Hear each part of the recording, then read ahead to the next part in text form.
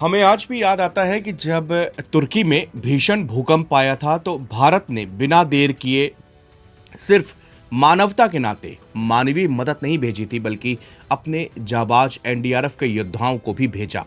उस वक्त हमारे एनडीआरएफ जवानों ने बिना खाए पिए, बिना कपड़े चेंज किए हुए 24-24 घंटे सिर्फ राहत बचाव का कार्य किया, कई जानें बचाई।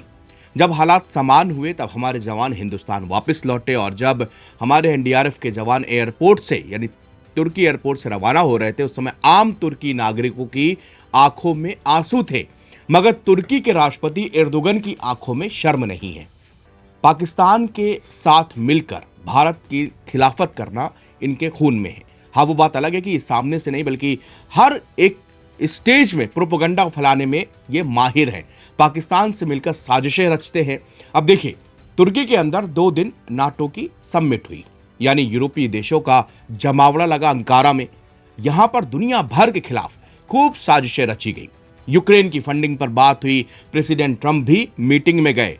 वही ट्रंप जो कुछ दिन पहले नाटो को बुरा भला कह रहे थे। दरअसल उन शब्दों का प्रयोग हम नहीं कर सकते हैं और बता रहे थे ये कागजी शेर है, मगर पीठ पीछे अंकारा में ये लोग गलबैया कर रहे थे, हथियारों की डील कर रहे थे।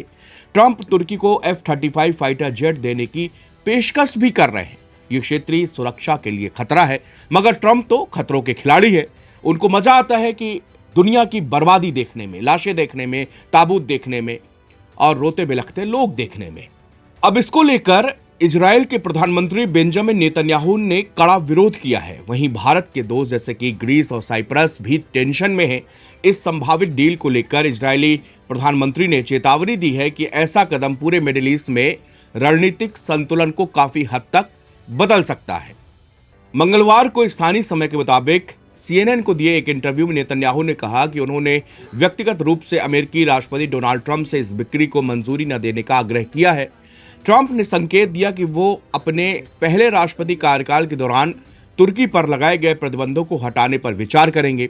वहीं संभावित डील ने ग्रीस की चिंता को भी काफी बढ़ा दिया है। आपको बता दें कि डोनाल्ड ट्रंप नाटो की बैठक के लिए तुर्की के राजधानी अंकारा में थे और राष्ट्रपति रेसिप तैयब एर्दोगन से उनकी मुलाकात हुई। ट्रंप ने तुर्की की जो तारीफ की उसे येदियोत एहरोनोत ने प्रमुखता से छापा है, जो कि इजरायली अखबार है।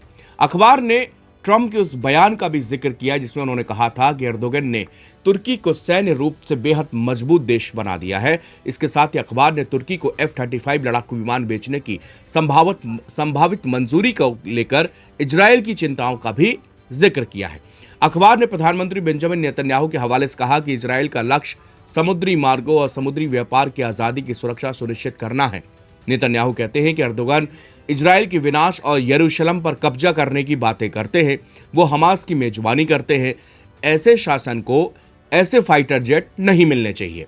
अंकारा में राष्ट्रपति ट्रंप से मुलाकात के बाद पत्रकारों ने एर्दोगन से तुर्की पर अमेरिकी प्रतिबंध को लेकर सवाल पूछा। दरअसल तुर्की ने रूस से S-400 मिसाइल डिफेंस सिस्टम खरीदा था। इसके बाद अमेरिका ने countering America's adversaries through sanctions act के तहत प्रतिबंध लगा दिए थे। ये प्रतिबंध 2020 से लागू हैं। अमेरिका ने इसी प्रतिबंध के तहत तुर्की से F-35 फाइटर जेट का सौदा रद्द कर दिया था। ट्रंप ने मंगलवार को कहा कि अमेरिका ये प्रतिबंध हटा देगा। उन्होंने कहा कि मैं आपको बता सकता हूं कि हम प्रतिबंध हटा रहे हैं। ठीक है, मैं नहीं चाहता कि एर्दोगन इस सवाल का जवाब देने में अपना समय बर्बाद करे, क्योंकि हम मार्को रूबियो, स्कॉट बेसेंट, पीट हेग्सेथ और बाकी साथी सभी के साथ बहुत करीबी से काम कर रहे हैं। हम प्रतिबंधों को हटा रहे हैं।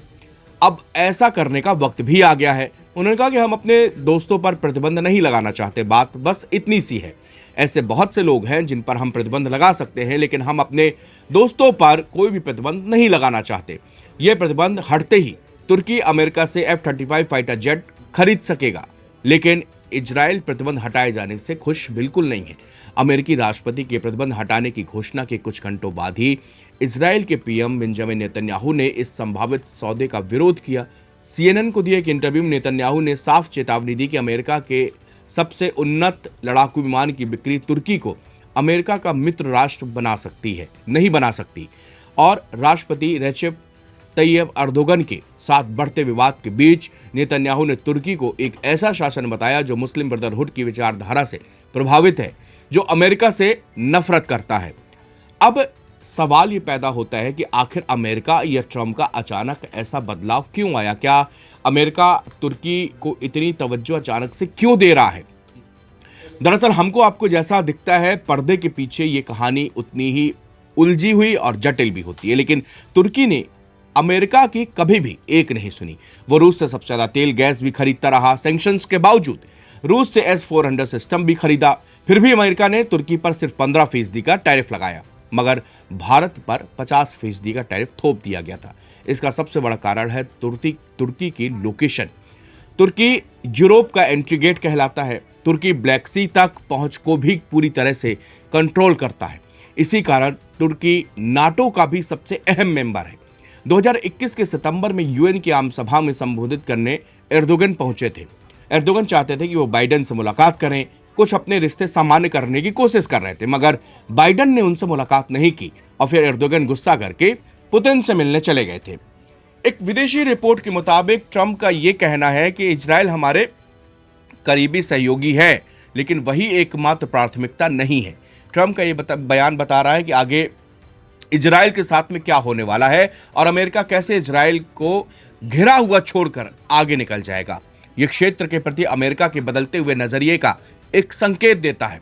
यह संकेत देता है कि पिछले दिनों ईरान को लेकर अमेरिका और इजराइल के बीच में जो ठनी थी, वो एक्चुअली रूप में अब मुझे लगता है वो पावर शिफ्टिंग का दौर भी इसके साथ शुरू हो जाएगा। यानी कि अमेरिका को अभी तक लगता है कि इजराइल उसका सबसे अभिन्न मित्र है और इजराइल के कहने पर अमेरिका ने ईरान पर अटैक भी किया था, क्योंकि मोसाद की प्रॉपर इंटेलिजेंस थी कि ये युद्ध जो है 3-4 दिन से ज़्यादा नहीं खिंचेगा। ईरान में अगर हम सुप्रीम लीडर खामनेई को की मार देते हैं, एसेसिनेशन उनका हो जाता है, तो आसानी से 2-3 दिन के बाद ईरान तक में तख्ता पलट हो जाएगा, तो ईरान हमारे आगे सरेंडर हो जाएगा। मगर मोसाद की इंटेलिजेंस बिल्कुल गलत निकली यहां पर, जबकि CIA के कई बड़े ऑफिसर्स बता रहे थे लगातार ट्रंप को कि ईरान पर हमला करना खतरे से खाली नहीं हो सकता। ईरान की भौगोलिक स्थितियां उनके अनुरूप है। इराक और ईरान में जमीन आसमान का अंतर है, और जब इराक के अंदर आपको इतनी ज़्यादा कैजुअलिटीज़ वहाँ पर हुई हैं, हमारे इतने जवान वहाँ शहीद हो गए, तो सोचिए अगर हम ईरान के अंदर अपनी सेना को अंदर करते हैं, फुट ऑन द ग्राउंड्स होता है, तो फिर हालात बहुत बॉडी बैग्स हम लोग समेट नहीं पाएंगे दरअसल। और अब वो स्थिति, लेकिन अमेरिका ने क्या किया कि भाई इजराइल की बात को माना, मोसाद की इंटेलिजेंस को इनपुट दिया और फिर उसके बाद में ये हमला किया गया। हमला करने के बाद में करीब 28 फरवरी से अब तक का आप जोड़ सकते हैं, बीच में सीज फायर भी हुआ, पीस डील भी साइन हुई, लेकिन उसके बाद में 24 घंटे से हालात बद से बदतर हो चुके हैं। ईरान पर ताबड़तोड़ हमले अमेरिका करता चला जा रहा है। लगातार वो अब कई जगहों पर इजराइल के, माफ कीजिएगा, ईरान के ठिकानों पर हमले हो रहे हैं।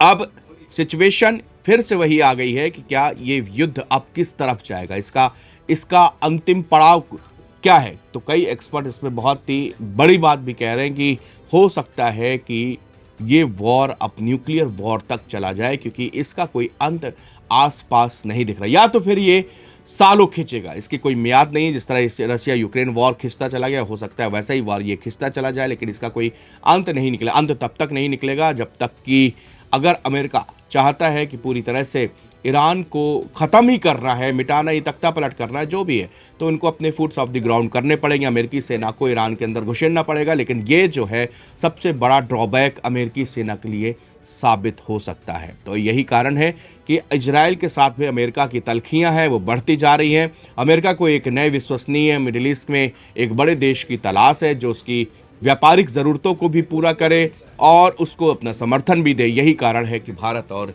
तुर्की, माफ़ कीजिएगा, अमेरिका और तुर्की के बीच में ऐसे रिश्ते पनप रहे हैं, आगे बढ़ रहे हैं, और जो सैंक्शंस लगाए थे ट्रंप ने वो हटाए जा रहे हैं। शुक्रिया।